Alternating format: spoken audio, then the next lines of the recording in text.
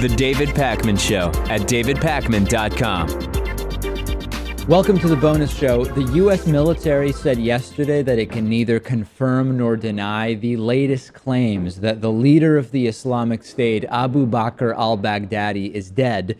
But they do want us to know that they, quote, hope that it is true. And this relates to something we've been talking about for a while, which is that there was a report. How long ago was it at this point that al-Baghdadi had died? A couple of weeks ago? Maybe a whole month? Yeah. Maybe a whole month. And at the time, it wasn't confirmed. And then now again, we are being told that it is not confirmed. Did he die twice? Is that a possibility? Did he not die before, but now has been killed? Was the original report true, but yet it is still not confirmed? Not really clear. Well, I think he could end up dying a third time once the U.S. officials finally getting around to corroborating this. These things can take time, though. I remember Jihadi John, as he was colloquially called, the guy who was in the ISIS videos beheading journalists like James Foley. Horrible. He died in November 2015, and it took a whole month before the U.S. verified that. Right. So, if it takes a month or two for the U.S. to get around to this one, it's not surprising. The more relevant question is, does it matter if an individual dies in an organization like this? We've talked before about how ISIS is very, very decentralized. We've been talking for about a year how we expect that these sort of ISIS strongholds that exist in physical space are going to be increasingly at risk. And indeed, the U.S. military and coalition forces have been making pretty good progress at that. But when you're talking about decentralized cells and an ideology that you're fighting, I don't know, didn't we kill the number 2 al-Qaeda guy like 10 times? Because as soon as you kill him, there's a new number 2 guy, and it doesn't fundamentally change the structure or the power of the organization. Well, yeah, but al-Baghdadi has been the leader of this organization since the conception of it, so, maybe he plays a much stronger role. And when you combine that with them having recently lost Mosul entirely, and the Iraqi prime minister declaring victory there, it seems like Raqqa in Syria is their last real stronghold. Those two things together, I think, are significant and show that, the U.S.-led coalition is winning that cause. Well, I think that for those living in the Middle East, these developments and changes, Mosul, al-Baghdadi, etc., signify much more significant day-to-day change because they are physically at risk as a result of ISIS right there.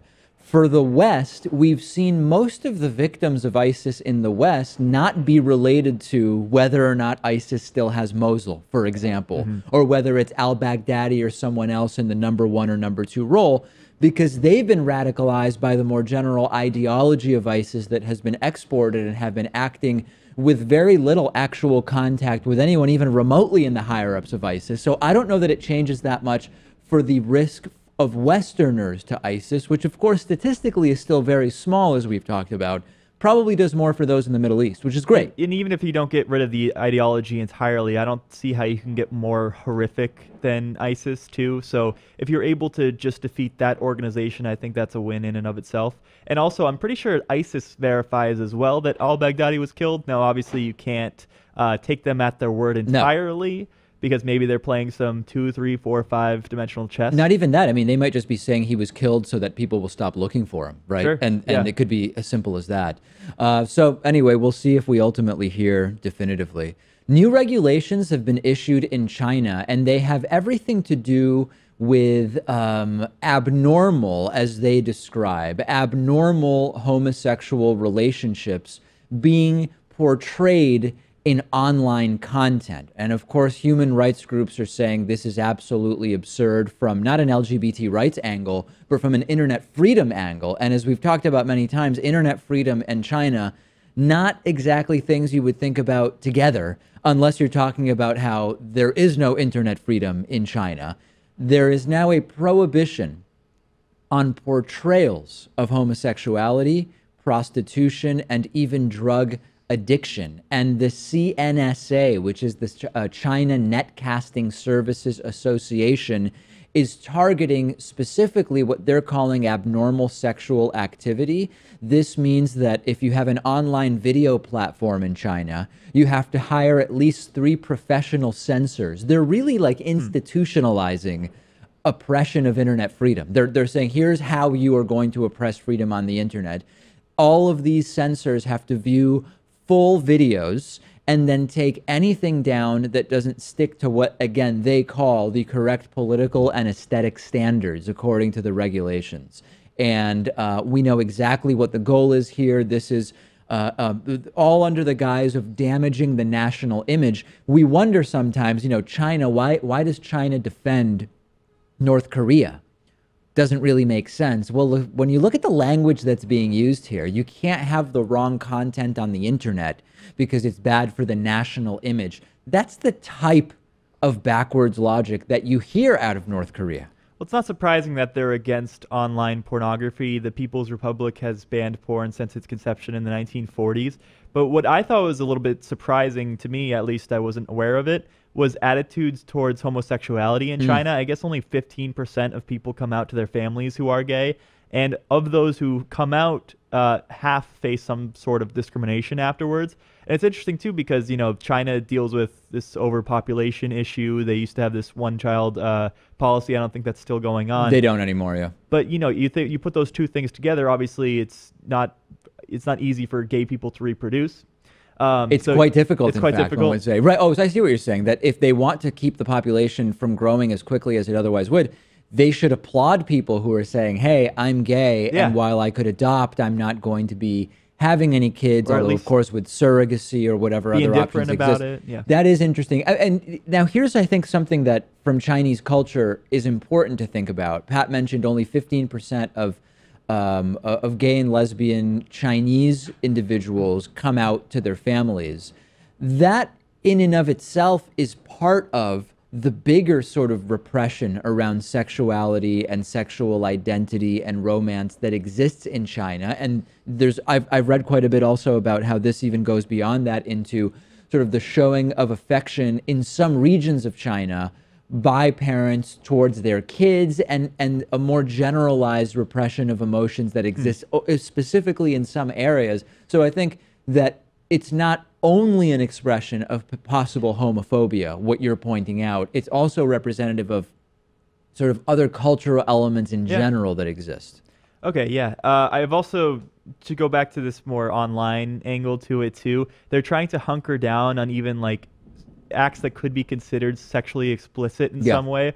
So there's this live streaming phenomena where women will like do these weird acts with bananas and whatever, and that seems to be very popular over there. So they're trying to go after that right now. But the thing is, if you just allowed online pornography, then there wouldn't be as much of a market for that sort of thing because people would be looking elsewhere. Now, some people have those weird fetishes, so there still would be that market. There could be banana. Not as big. Yeah, sure. The banana porn industry would still exist, but it might not do as well or something like that. Speaking of that, there's these YouTubers, I believe it's in South Korea that it's popular, that film themselves eating.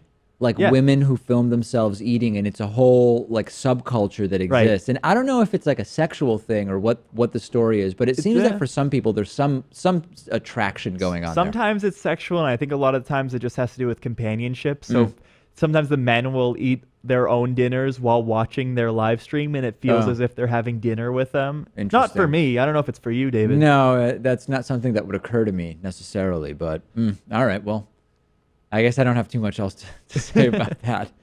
A dog that disappeared in the Oregon wilderness during a hunting trip in September, September being nearly 10 months ago, has returned to its family. We're talking about a 14-year-old Chesapeake Retriever. Not a breed I'm actually familiar with, Chesapeake Retriever. Have you heard of that breed? No.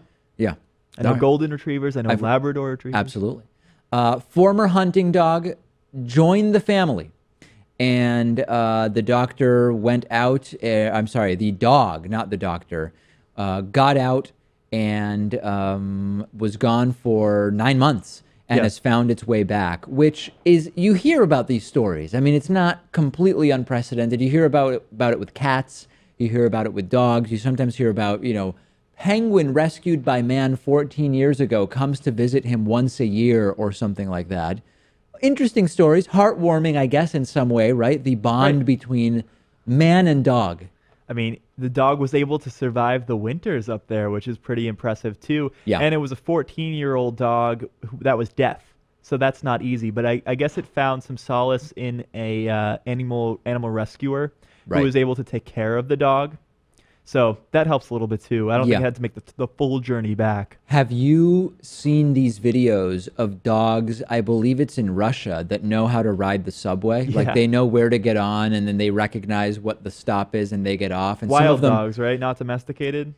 You know, I think there's both. I think there is a particular guy. I saw a mini documentary about a guy who has a particular dog that is sort of considered his. Now, I don't know if the dog lives in the guy's house or just kind of like is loosely the guy's dog, but they will meet. Like the dog will take the subway and will meet the guy, I think where the guy works or something like that. And they know what train to take or what stop to get off at? It might be that it's a stop that only has one train, so the dog doesn't have to know the difference between, you know, like, is this a Braintree train or an Ashmont train? A conversation on the Red Line in the Boston subway system, for example. But it is fascinating, isn't it, that dogs are able to do this? Do they get a reduced fare? I mean, they go on the for free. elderly students, they get reduced fares. They get on for free. And I've also seen dogs who ride the buses where the bus driver knows where the dog gets on, stops, and opens up the door, and the dog gets on. Oh, so they're completely okay with it. Oh, yeah. I don't think it's a problem. That's pretty cool. Yeah. You know, like most people are willing to accept that, I think, pet the dogs when they come on. I'm looking into visiting my family in Argentina. And in Argentina, neutering of dogs has not caught on, as it hasn't in many countries. I mean, this isn't unique to Argentina, as it has in the United States. In the United States, if you don't neuter your dog, it's often because you're planning to breed the dog. You don't just say, well, I just won't neuter the dog. And Bob Barker will be upset with you. Bob Barker will be very upset with you if you don't have your dogs spayed or neutered. But in other countries, it's very common that you have a lot of dogs that, when they are not stray dogs, they are not neutered. And when they are stray, obviously they're unneutered because nobody has brought them in anywhere, and there's not a shelter apparatus or whatever. And it's always a little jarring when you come to the US, where it's weird to see that, and then you go to these other countries. Yeah, and I think they do it maybe because they want the dogs for protection, and they feel like if they're neutering them, then that's getting rid of their machismo. Well, when it comes, I mean, I don't know if you're joking or not, but when it comes to male dogs, it's known that when you look at bites, like dog bite incidents, they are disproportionately unneutered male dogs, which are on balance, not every dog, but on balance, they are more aggressive when they're not neutered. Testosterone makes total sense. Absolutely. So yeah, and then, you know, some countries it's cats. Like I remember when former producer Lewis went to Turkey, he said there are just cats absolutely everywhere. I mean, just hundreds and hundreds of cats everywhere. When I was in Tel Aviv, it was not like in Istanbul, but there were cats. There were certainly cats around, and you would see outside of a lot of people's apartments, there would be a little bowl of cat food because people put out food for the cats, but they come and go as they please, which falls under your sort of paradigm, which is feral cats. Let the cats go free and blah, blah, blah. And that's sort of the way it is. Although, if they go back and eat human-provided cat food, are they really free? Not really. I mean, mentally, they know that this is where they go to eat. I think they have alternatives, though. I mean, they still know how to hunt in the wild. I think we're just doing them a solid on that one. All right, there you go. All right, well, anyway, a magical story of a heartwarming reunion between dog and owner. You know, I think if this was a Disney movie, the animal rescuer that took care of the dog would move in with that family and they'd all live comfortably together. Yes. One of the many ways in which Disney movies are not exactly what we would call realistic, right? Okay. Welcome to all of our new members. If this was your first bonus show, welcome, including, by the way, the winners of the Jennifer Corain Progressive Patriotism membership giveaway, which was finalized yesterday. A lot of people liking it. 2 people saying it was the most boring thing on the face of the earth. Are you kidding me? Yeah, no, 2 people said that me reading the Progressive Patriotism letters and poems was the most bland thing we've ever done. But hey, you know, some people thought I was actually into slam poetry. Yeah, I saw that. A lot of people did. But, and you are, that's true, isn't it? No. Oh, I thought you were into slam poetry. I just like to kid around. I thought that at Suffolk, you were like the guy who ran slam. Champion of slam poetry. All right, that's it. We'll talk to you tomorrow. The David Pakman Show at davidpakman.com.